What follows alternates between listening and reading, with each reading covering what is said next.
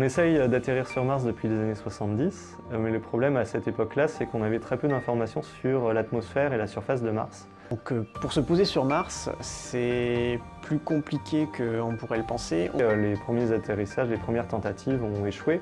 Donc on ne peut pas se poser n'importe où en latitude. On ne peut pas se poser n'importe où en latitude. On ne peut pas aller sur le pôle nord ou le pôle sud, c'est compliqué. On ne connaissait pas l'épaisseur de l'atmosphère, s'il y avait des vents violents, si les altitudes à la surface, est-ce qu'on allait essayer de se poser au sommet de montagne ou dans des plaines.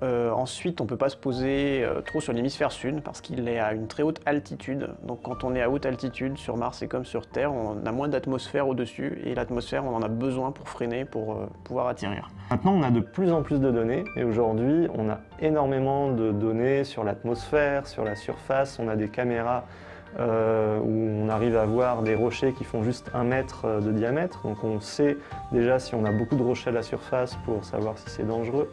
On a des spectres qui nous permettent d'avoir la composition de la surface. Donc on sait vraiment choisir les sites les plus intéressants et savoir à l'avance si ça va être très dangereux d'aller se poser à ces endroits-là.